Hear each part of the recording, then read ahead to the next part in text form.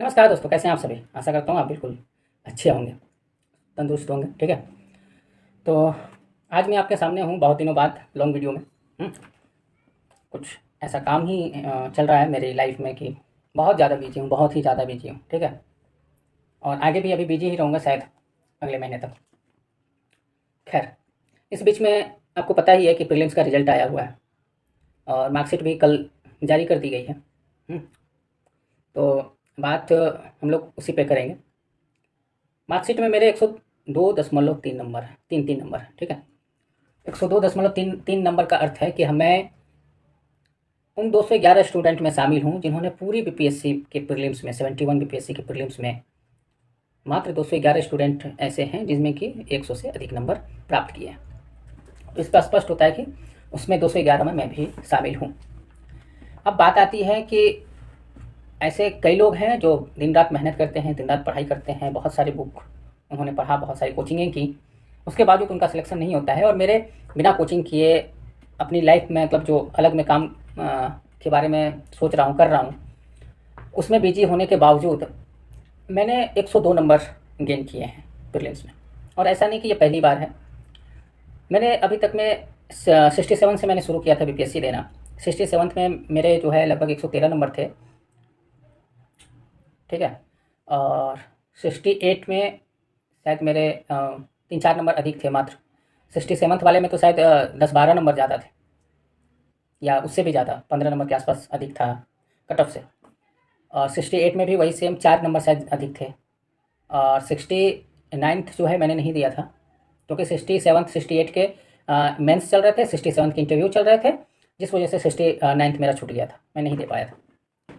और मैं ये सब पिछली वीडियो में भी दिया है, लेकिन मैं एक प्रोसेस है उसे बताना बहुत ज़रूरी है जो नए यूज़र हैं या व्यूअर हैं मेरे। 70 मैंने दिया, 70 का प्रीलिम्स हुआ। 70 मैंने लगभग 8 या 9 नंबर से मैंने, मेरे अधिक थे। मैंने सबके मार्कशीट मैंने अपलोड कर रखे हैं, इंस्टा पे भी है और शायद मैंने यूट्यूब पे भी डाला था, जहाँ तक मुझे याद है। उसका भी रिजल्ट नहीं आया 70 मेंस का। अब 71 का प्रीलिम्स का रिजल्ट आया है, इसमें भी मेरे 88 कट ऑफ गया है, मेरा 102.33 नंबर है। तो आखिर में मेरे प्रीलिम्स रुक नहीं रहे हैं, हर बार अच्छा कर रहा हूँ प्रीलिम्स में। यूपी पीसीएस के भी प्रीलिम्स में मैंने अच्छा किया था। तो क्या मैं पढ़ाई ऐसा कर रहा हूँ जिसमें कि इतने ज़्यादा नंबर आ जा रहे हैं, इतने अधिक नंबर आते हैं और हर एक बार प्रीलिम्स निकल ही जा रहा है। ऐसे कई स्टूडेंट होंगे, कई मेरे भाई होंगे, कई मेरी बहनें होंगी जिनका मेंस बहुत अच्छा होगा, जिनका इंटरव्यू बहुत अच्छा होगा, लेकिन प्रीलिम्स नहीं हो पा रहा है ना। ऐसे कई लोग होंगे जो कि बहुत अच्छा लिख लेते हैं, लेकिन उनका आज तक प्रीलिम्स नहीं हुआ। जैसे मेरा एक दोस्त का दोस्त है, उसका जो है प्रीलिम्स नहीं हुआ था बीपीएससी का, और उसने यूपीएससी का मेंस लिख के आया है। तो होता है ना, कभी कभी नहीं हो पाता। तो इसमें ऐसा नहीं कि मतलब पागल हो जाइए कि क्यों नहीं हो रहा। ठीक है, मैं अपनी बात बता रहा हूँ कि मेरा आखिर में क्यों हो गया। देखिए, आप एक थोड़ा सा मैथ लगाइएगा। मैथ ये है कि इतने सारे कोचिंग में लोग पढ़ाई पढ़ाई कर रहे हैं, कई कई लाख रुपया दे रहे हैं। और कोचिंग, जब आप किसी भी कोचिंग, सिंपल से पटना की कोचिंग में जाइए, तो इतना भीड़ होगा कि ट्रैफिक वगैरह जाम हो जाएंगे, इतनी ज़्यादा भीड़ है। और पूरे भारत में ऐसा 211 लड़का ही है जो 100 नंबर से अधिक नंबर लाया है। आप सोचिए कितने सारे लोग हैं। फॉर्म ही लगभग 6 लाख के आसपास भरा गया था, 4 लाख लोग वहाँ पे प्रेजेंट हुए थे शायद। 4 लाख लोगों में 211 स्टूडेंट मात्र 150 में 100+ नंबर ला पाए। आप सोचिए कि क्या चल रहा है, क्या हो रहा है। हाँ, सोचने वाली बात है कि सिर्फ कोचिंग वगैरह में एडमिशन ले लेना आपकी सफलता की गारंटी नहीं है। आपकी सफलता की गारंटी ये है कि आप खुद पे कॉन्फिडेंस लाइए, झूठ अपने आप से मत बोलिए। गार्जियन से तो झूठ बोल रहे हैं, चलिए गार्जियन से बोल रहे हैं, नहीं बोलना चाहिए, लेकिन खुद से भी आप झूठ बोल रहे हैं, खुद को भी बरगला रहे हैं। आप मॉल घूमने जाते हैं, मॉल घूमने जाते हैं, यार आश्चर्य है कि मॉल कौन जाता है घूमने।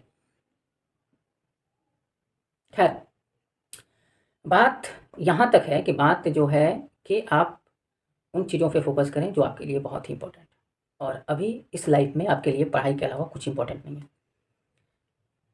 सबसे ज़रूरी ये है कि आप ये जान लीजिए कि जब आप प्राइवेट नौकरी करते हैं तो आपको 9 घंटे, 10 घंटे, 12 घंटे खटने पड़ेंगे।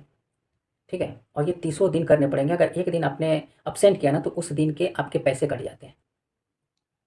तो आप सोचिए कि अगर 12 घंटे में किसी मॉल में, किसी चाय दुकान पे, किसी किराने स्टोर पे, अगर किसी बुक स्टोर पे, किसी मेडिकल में, कहीं भी मैं 9-12 घंटे काम कर रहा हूँ, इससे अच्छा है कि मैं कम से कम 6 महीने, ठीक है, मिनिमम 6 महीने, कम से कम 6 महीने अगर मैं 8 घंटे, 7 घंटे, 6 घंटे भी कंटिन्यू पढ़ता हूँ, तो मैं जीवन भर अपनी मतलब जो सुकून भरी लाइफ जीऊँगा। ये एक सिंपल सा यूँ कह लें कि ये सबके दिमाग में इतना सा तो कम से कम घुस ही जाएगा, बाकी कितना भी लोग मोटिवेट करें नहीं घुसेगा, लेकिन इतना तो घुस ही जाना चाहिए, ठीक है।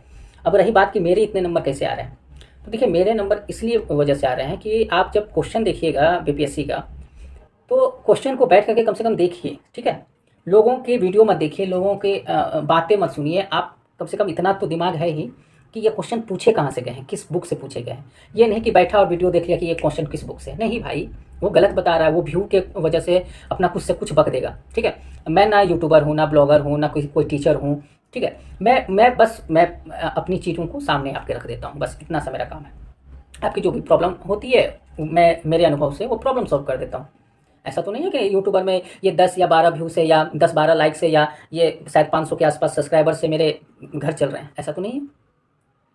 तो जब आपको पता है कि ये चीज़ें हैं, तो कम से कम उसका तो बेनिफिट उठाइए ना, ठीक है। कि मिलियन वाला जो बोलेगा, जो जिसके 1 मिलियन फॉलोअर हैं, वो जो बोलेगा वो बहुत अच्छा बोलेगा, और जिसके 100 फॉलोअर हैं वो बोलेगा तो खराब बोलेगा। यार इस सब पे व्यू पे मत जाओ, ठीक है। जो जेन्युइन है उस पे जाओ कि लोग सच में क्या कर रहे हैं। अब मेरे पास तो प्रूफ है कि मैंने इतने सारे एग्ज़ाम निकाले हैं। हाँ, और मैं अपनी मार्कशीट यहाँ पे दे दूँगा, ऐसी टेंशन लेने वाली बात नहीं है, और टेलीग्राम चैनल पे भी मैं अपनी मार्कशीट को अपलोड कर दूँगा। यहाँ पे भी उसका लिंक होगा, नीचे भी होगा, और जाकर सर्च भी कर लीजिएगा, ठीक है। अब बात आती है कि सबसे पहले क्या करें आप, किसी भी जब आपने 71 पे पीएससी दिया है, उसको देखिए कि क्वेश्चन कहाँ से पूछा गया है। मैं दे के आया और मैंने आपसे बातें की और मैंने बताया कि ये क्वेश्चन कहाँ से पूछे गए हैं। ये क्वेश्चन डायरेक्ट एनसीईआरटी से पूछे गए थे, हूबहू क्वेश्चन आए हुए थे, ठीक है। तो जब एनसीईआरटी आप पढ़ेंगे नहीं, तब तक आपकी कोई भी क्या कहीं भी एग्जाम नहीं निकलने वाला, ठीक है। मेरा एक ही रूल था, एनसीईआरटी पूरी तरह से पढ़ना। मुझे पता है कि मैंने इसे एनसीईआरटी को कंप्लीट कर लिया, लेकिन फिर भी मैं पढ़ता हूँ। मुझे पता है कि अरे यार क्लास 6 का लेके मैं बैठा हूँ, हाँ तो क्लास 6 का लेके मैं बैठा हूँ आज, जो है अगले साल भी बैठा था, इस साल भी बैठा हूँ, अगले साल भी बैठूंगा।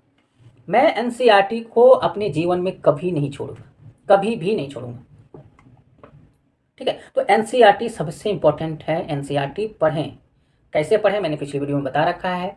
कहीं से भी मिनिमम प्राइस पे जो भी कोचिंग वाला कोर्स दे रहा है, एनसीईआरटी का कोर्स ले लें, क्लास 6 to 12 का, और बिल्कुल पढ़ें। आप मैंने तो प्रूफ दिया था ना शायद टेलीग्राम चैनल पे कि ये देखो क्लास 7 से पूछा गया सवाल है, ये देखो क्लास 9 का फिजिक्स का सवाल है, ये देखो क्लास 12 का बायो का सवाल है।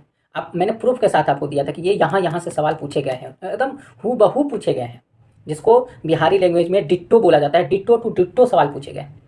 अब इसमें मैं क्या कर सकता हूँ, एनसीईआरटी बिल्कुल पढ़ें, ठीक है। उसके बाद जब एनसीईआरटी को घोर के जब पी लें, फिर जाकर के कोई स्टैंडर्ड बुक जो मैंने बुक लिस्ट बता रखी है पिछली वीडियो में, उस पर आप जाइए। पहले एनसीईआरटी को कंप्लीट कीजिए।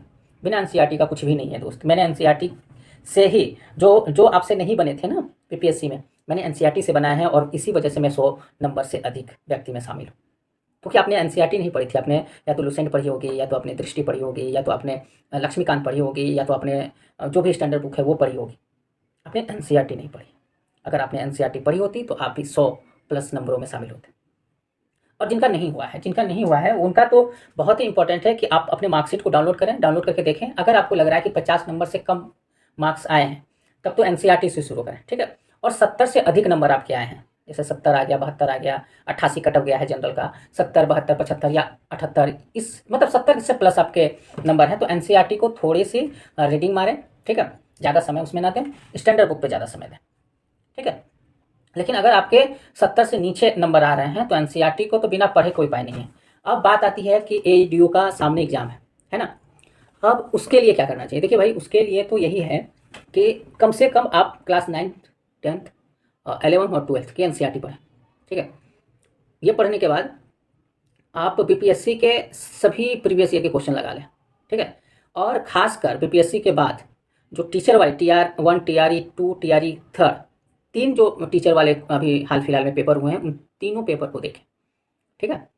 ये बहुत ही इंपॉर्टेंट है। इन सभी को जब आप देखना शुरू करेंगे ना, तो आपको एक लगेगा कि हाँ मैंने कुछ पढ़ा है, या मैं यही पढ़ के जा सकता हूँ। और बाकी तो उसमें मैथ और रीजनिंग है, तो उसके लिए तो मैंने सभी के लिए बुक लिस्ट बता रखी है, एक एक करके बता रखी है। आप जाइए पिछली वीडियो देखिए, पिछली वीडियो देख करके आप अपना पढ़ाई जो है रफ्तार में लाइए, क्योंकि अब तो समय ही नहीं बचा है, क्या रफ्तार में आप लाइएगा।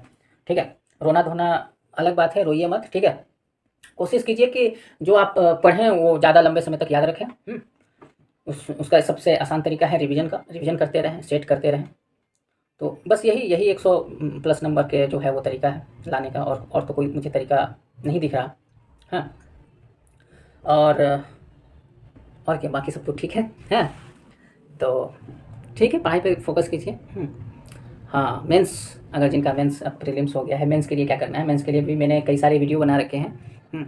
लिखना भाई शुरू कर दो, जितना ज़्यादा हो सके लिखो, जितना ज़्यादा। हाँ, कुछ नहीं मिल रहा है तो एनसीईआरटी लिखना शुरू कर दो, सब्जेक्टिव उसके प्रश्न। हाँ, एक क्वेश्चन आया था कि टॉपर्स की कॉपी कहाँ, टॉपर्स की कॉपी यार टेलीग्राम चैनल पे सर्च करो, toppers copy, UPSC toppers copy, BPSC toppers copy, बथेड़े आ जाएंगे। बहुत सारे चैनल ऐसे आएंगे जो टॉपर्स की कॉपी अपलोड करते हैं। वहाँ भी नहीं है तो गूगल बाबा हैं, गूगल बाबा से जानकारी ले लो कि हाँ भाई UPSC Hindi medium toppers copy आ गया, डाउनलोड करो, देखो इसमें कौन सा तीर मारना है। ठीक है, ये बहुत ही आसान है। टॉपर्स की कॉपी मैंने 4 यार बताया, उसको फॉलो करो। ठीक है, मैं एक ही चीज़ को हर वीडियो में बताता नहीं फिरूंगा। एनसीईआरटी बहुत इंपॉर्टेंट है, इसलिए मैंने ये वीडियो बनाई है, एनसीईआरटी पढ़ो। और मेरे पास तो अभी खास समय है नहीं कि मैं आप लोगों के क्वेश्चन पेपर देखूँ मेंस वाले, लेकिन ना ही मेरे पास इतना समय है कि मैं अपने जो है पेपर को अपलोड करूँ, क्योंकि बहुत कम आशा है कि मैं मेंस दूँ बीपीएससी का, क्योंकि इतना ज़्यादा काम आ गया है सामने कि मुझे नहीं लगता कि इस बार मेंस में दे पाऊँगा। ठीक है, देखते हैं। यूपी पीसीएस का तो मेंस मैं दूंगा, बीपीएससी वाले मेंस का बहुत कम चांस है। यूपी पीसीएस वाला अभी प्रीलिम्स का रिजल्ट नहीं आया, लेकिन मुझे आशा है कि मेरा प्रीलिम्स होना चाहिए। तो खैर बाकी सब बढ़िया है। हाँ, लगे रहिए। और अब तो ये भी नहीं कि मैं बोल सकता हूँ कि आप इस बारे में सोचिए, गहन अध्ययन कीजिए कि कहाँ गलतियाँ रह गई हैं, क्योंकि समय कम है उस गलतियों के अध्ययन करने के लिए।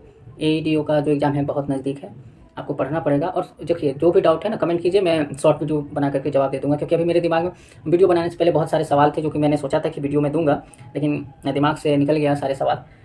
और आप कमेंट कर दीजिए, ठीक है, उस अनुसार मैं शॉर्ट वीडियो बना करके आपको अपलोड कर दूँगा। ठीक है, तो चलिए बढ़िया है। जय हिंद।